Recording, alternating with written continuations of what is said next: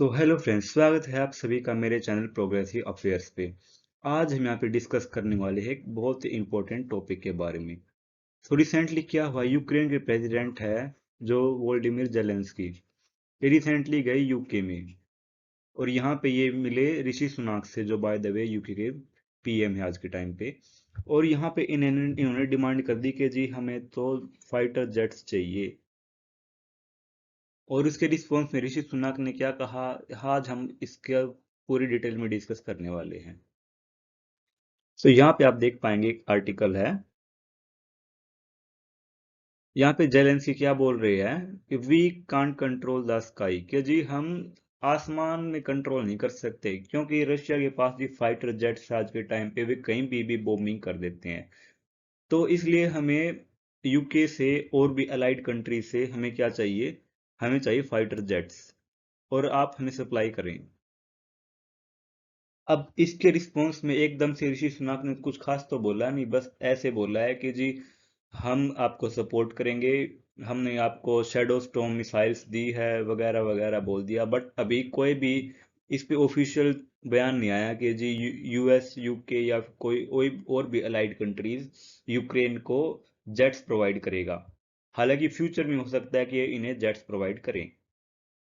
अब ऐसा नहीं है कि यूके ने प्रोवाइड ही नहीं करेगा। यहाँ पे आप देख पाएंगे एक मेंबर ऑफ पार्लियामेंट ये क्या बोल रहे हैं यहाँ पे, Ukraine needs more tools to beat Russia, कि जी अब यूक्रेन को और भी ज्यादा वेपन्स की जरूरत है अगर यूक्रेन को जीतना है इस वॉर में। तो मतलब यहाँ पे आप देख पाएंगे कि कैसे वहाँ का जो एक यूके का फॉरेन सेक्रेटरी है वो भी बिल्कुल इनकी सपोर्ट में आया हुआ है। तो हम यहाँ पे देख सकते हैं कि रशिया के खिलाफ कितनी हेटरेट नफरत भरी हुई है वेस्ट के देश में, पश्चिमी देशों में खासकर। हालांकि कुछ टाइम पहले ही इन्होंने एक शैडो स्टॉर्म नाम की मिसाइल भी, एक लॉन्ग रेंज मिसाइल है, वो डिलीवर की है। अभी आप देख पाएंगे long range storm shadow missile, cruise missile है बाय द वे, ये इन्होंने डिलीवर कर दी है यूक्रेन को। और यूक्रेन इससे बॉम्बिंग कर रहा है रशिया की cruise missile head of sources से। और ये अपने आप में एक बहुत ही डेडलीस्ट वेपन है, स्टॉर्म शैडो क्रूज मिसाइल है जो बाय द वे। और एक बात अब है कि यूक्रेन अब एकदम से ऐसे वेपन्स की डिमांड क्यों कर रहा है, उसका एक रीजन है। यूक्रेन ने हालांकि हाल ही में ये बोला है कि ये काउंटर ऑफेंसिव की तैयारी कर रहे हैं, मतलब कि ये अब रशिया पे अटैक करने वाले हैं। जो बाय द वे रशिया ने इनके हिस्से को कब्जाया हुआ है, लुहांस्क और दोनेत्स्क रीजन को, वहां पे एक काउंटर ऑफेंसिव करेंगे, मतलब वहां पे रशिया पे जाके अटैक करेंगे, ना ही खुद को डिफेंड करने वाले हैं। और ये बोल रहे हैं कि जो ब्रिटेन है जो सेंडिंग में देरी कर रहा है, उनके कारण जो ये ऑफेंसिव मोड है इनका ये थोड़ा डिले हो रहा है, लेट हो रहा है। तो कब, जब से यूके के पास से वेपन्स आएंगे, इनसे सपोर्ट आएगा, तब हम स्प्रिंग सीजन में काउंटर ऑफेंसिव ऑपरेशन को अंजाम देंगे, ये जेलेंस्की का बोलना है। अब हम यहाँ पे ये देख सकते हैं, जब वॉर स्टार्ट हुई तो एक टाइम पे तो वोल्डिमिर जेलेंस्की बोल रहे थे कि जी हम नेटो ज्वाइन नहीं करेंगे, रशिया से बात करें, वॉर बंद करें। लेकिन अब इनकी लैंग्वेज बिल्कुल चेंज हो रही है।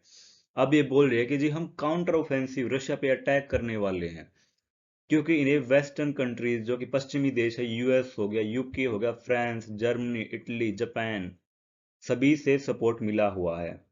अगर हम बात करते हैं जर्मनी की, सो जर्मनी को जेलेंस्की ने बोला है जी एक पक्का दोस्त, ट्रू फ्रेंड, जो हेल्प्स इन डिफिकल्ट टाइम्स, जो मुश्किल में मदद करता है, एक सच्चा दोस्त। और ऐसा इन्होंने क्यों बोला है, क्योंकि जर्मनी ने इनके लिए एक मिलिट्री पैकेज अनाउंस कर दिया है 2.7 बिलियन यूरो का।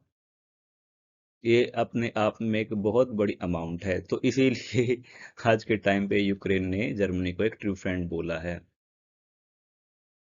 और अगर हम बात करें, ये तो हो गया जी यूके और जर्मनी का, बाकी देश कितना कंट्रीब्यूट करते हैं रशिया, सॉरी, यूक्रेन को सपोर्ट करने के लिए। यहाँ पे आप देख पाएंगे, ये एक चार्ट है, यहाँ पे आप देख पाएंगे सपोर्ट करने के मामले में यूएस सबसे ऊपर है।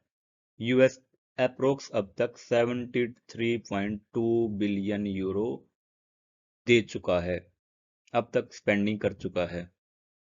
ये अपने आप में एक बहुत ही बड़ा अमाउंट है, क्योंकि हमारा डिफेंस बजट इसके आसपास ही है, ज्यादा दूर नहीं है। तो अब तक अकेले यूएस ने ही इतना ज्यादा एक्सपेंडिचर खर्चा कर दिया है यूक्रेन पे। यहाँ पे नीचे देख पाएंगे, इसके नीचे जर्मनी हो गया, इटली हो गया, फ्रांस, जर्मनी, पोलैंड हो गया, और स्पेन, नीदरलैंड, कनाडा, सब के सब आज के टाइम पे सपोर्ट कर रहे हैं यूक्रेन को।